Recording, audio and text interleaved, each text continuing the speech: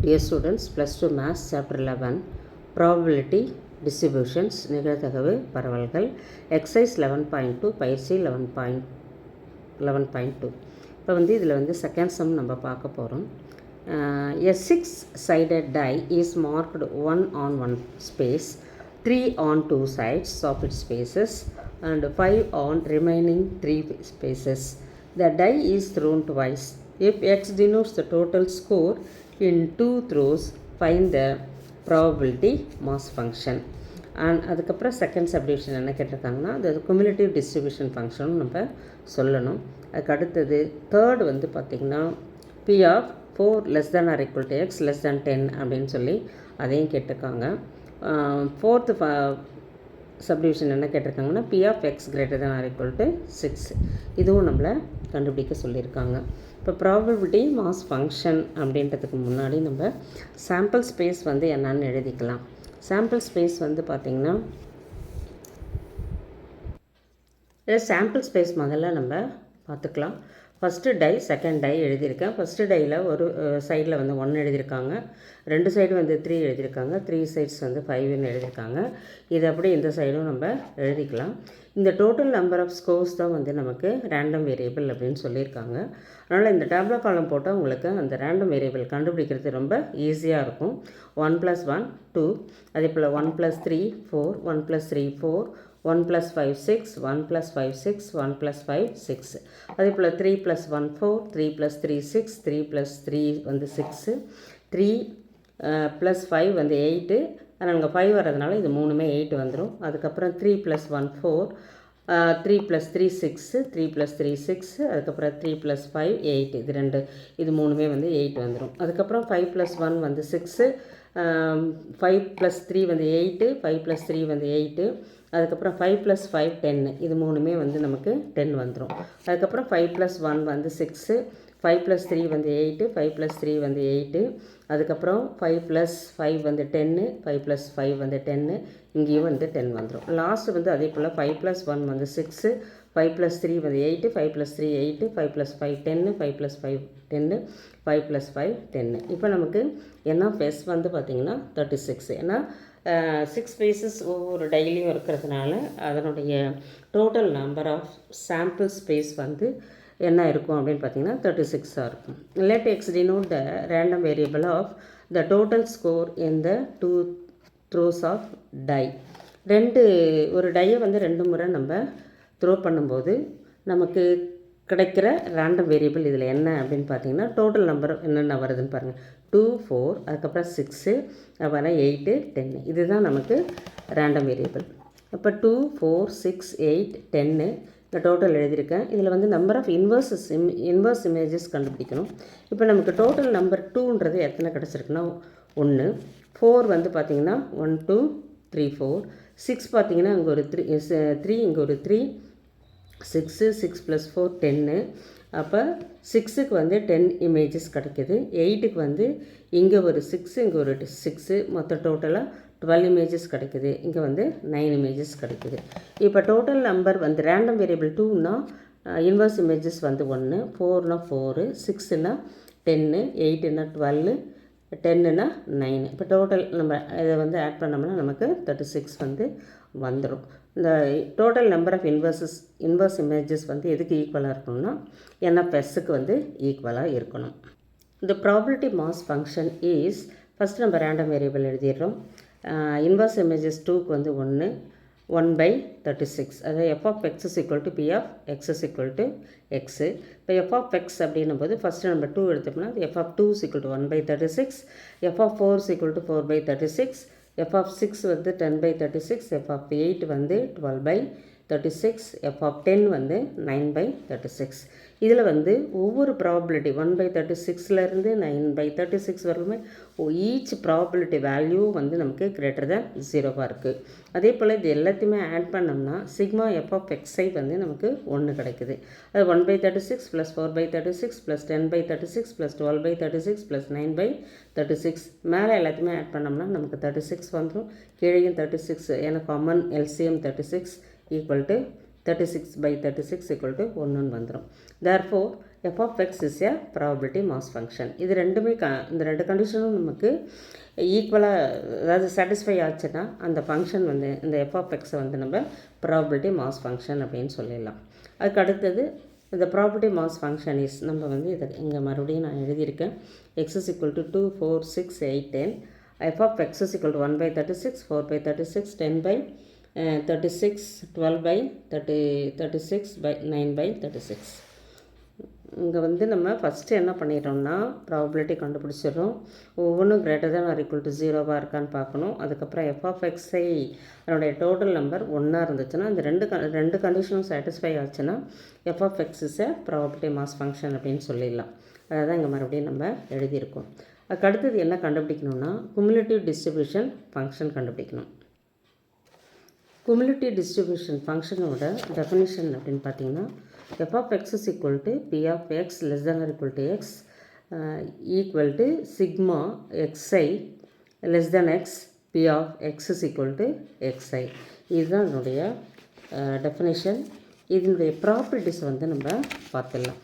First property capital F of எக்ஸோட property first property என்னென்னா 0 less than or equal to F of X less than or equal to 1 for all X in R. Second property வந்து F of X எப்பவுமே வந்து positive வேல்யூவாக தான் இருக்கும், அது real வேல்யூவாக இருக்கும், நான் டிக்ரீஸிங் ஃபங்க்ஷன், அதாவது இன்க்ரீஸிங் ஃபங்க்ஷனாக தான் இருக்கும். X less than y, for example x less than ஒய்ன்னு எடுத்துட்டோம்னா capital F of X less than or equal to capital F of y தான் இருக்கும். அதுக்கு அடுத்தது f of X is right continuous function. Right சைடில் எப்பயுமே அது கண்டினியூஸ் ஃபங்க்ஷனாக இருக்கும். Limit x tends to a plus f of X is equal to F of a. Fourth property என்ன அப்படின்னு பார்த்தீங்கன்னா limit x tends to minus infinity of F of X is equal to F of minus infinity which is equal to 0. இப்போ இந்த first point பார்த்தோம் இல்லைங்களா, limit x tends to minus இன்ஃபினிட்டினா இந்த value வந்துடும், ப்ளஸ் இன்ஃபினிட்டினா இந்த வேல்யூ வந்துடும். அதை தான் அங்கே நம்ம தனியாக செப்பரேட்டாக எழுதியிருக்கோம். Limit x tends to plus infinity F of X is equal to F of infinity which is equal to 1. Sixth point என்ன அப்படின்னு பார்த்தீங்கன்னா P of x1 less than x less than or equal to x2 அப்படின்னு இருந்ததுன்னா capital F of x2 minus F of x1 அப்படின்றது formula. p of x greater than x which is equal to 1 minus p of x less than or equal to xன்னு எழுதிக்கலாம். which is equal to 1 minus இது வந்து நமக்கு capital F of X அப்படின்னு தெரியும். Eighth point என்ன அப்படின்னு பார்த்தீங்கன்னா p of x is equal to xk, இது வந்து suffix. x is equal to xk அப்படின்னு இருந்ததுன்னா f of x k minus F of x k minus x k மைனஸ்னால் இந்த எக்ஸ்கேக்கு முன்னாடி இருக்கிற வேல்யூன்னு அர்த்தம். இந்த ப்ராப்பர்ட்டிஸ் எல்லாமே தெரிஞ்சிச்சுன்னா சம்ஸ் வந்து இந்த எக்ஸசைஸில் வந்து ரொம்ப ரொம்ப ஈஸியாக இருக்கும். இப்போ நம்ம ப்ராபபிலிட்டி டிஸ்ட்ரிபியூஷன் ஃபங்க்ஷன் கண்டுபிடிக்கலாம். இப்போ P of X less than X equal to 0, அதாவது இந்த 2க்கு முன்னாடி எந்த வேல்யூமே கிடையாது. அப்போ ப்ராபபிலிட்டி ஃபங்க்ஷன் வந்து 0 அப்படின்றது தான் நம்ம என்ன எழுதியிருக்கோம்னா minus infinity less than x less than 2, அதுக்கு மைனஸ் இன்ஃபினிட்டிக்கும் 2க்கும் நடுவில் பி ஆஃப் எக்ஸு எந்த வேல்யூமே கிடையாது, அதனால் 0 எழுதியிருக்கோம். அதுக்கு அடுத்தது நமக்கு எதுக்கு நம்ம கண்டுபிடிக்க போகிறோம்னா ரேண்டம் வேரியபிள் 2க்கு கண்டுபிடிக்க போகிறோம். F of 2 is equal to p of x less than or equal to 2 which is equal to p of x less than 2 plus p of x is equal to 2 அப்படின்னு எழுதிக்கலாம். p of x less than 2ன்றது நமக்கு 0 plus 1/36 அப்படின்றது இங்கே இருக்குது, அதை எழுதிக்கிறோம். நம்ம ரெண்டுத்தையும் ஆட் பண்ணோம்னா 1/36 வந்துடும். அதுக்கடுத்தது எஃப் ஆஃப் 4 வந்து நமக்கு p of X less than or equal to 4 அப்படின்னு அர்த்தம். இது எப்படி எழுதிக்கலாம்னா p of X less than or equal to 2 plus B of X is equal to 4 அப்படின்னு எழுதிக்கலாம். P of X less than or equal to 2 அப்படின்றத நாங்கள் கண்டுபிடிச்சிருக்கோம். அது 1/36 ப்ளஸ் இதனுடைய வேல்யூ வந்து 4/36, ரெண்டுத்தையும் ஆட் பண்ணோம்னா 5/36 அப்படின்னு கிடைக்கும். அதுக்கு அடுத்தது f of 6 is equal to p of X less than or equal to 6. இது எப்படி எழுதிக்கலாம்னா p of X less than or equal to 4 plus B of X is equal to 6.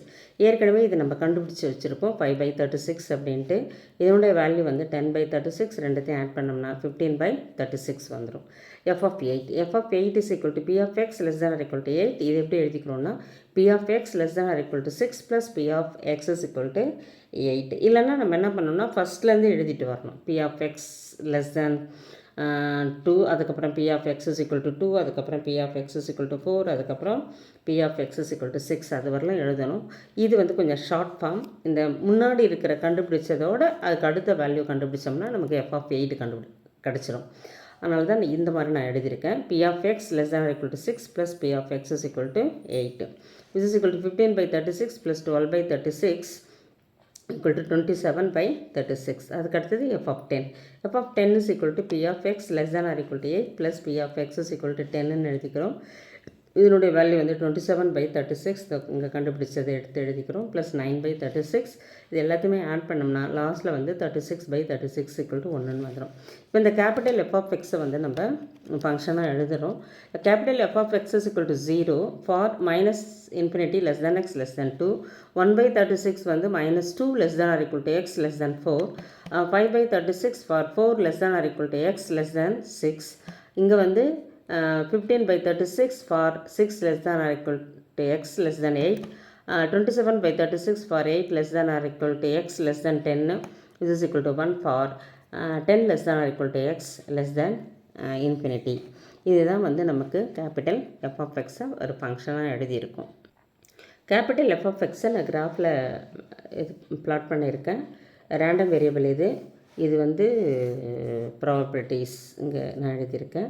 இப்போ வந்து நமக்கு கேபிட்டல் எஃப் ஆஃப் எக்ஸ் வந்து 2க்கு வந்து 1/36, 1/36, 4க்கு வந்து 5/26, 6க்கு வந்து 15/36, 8க்கு வந்து 27/36, 10 வந்து 10க்கு மேலே 1 வந்துடும். இது எப்படி நம்ம பிளாட் பண்ணுறோம் அப்படின்னா, இப்போ 1/36 வந்து எதுலேருந்து எது வரலும் இருக்குன்னா 2லேருந்து 4 வரலும் நமக்கு 1/36 இருக்கும். அதுக்கப்புறம் அது எங்கே ஜம்ப் ஆகுது அப்படின்னா 5/36 4ல் வந்து ஜம்ப் ஆகிட்டு 6க்கு வந்து நிற்குது.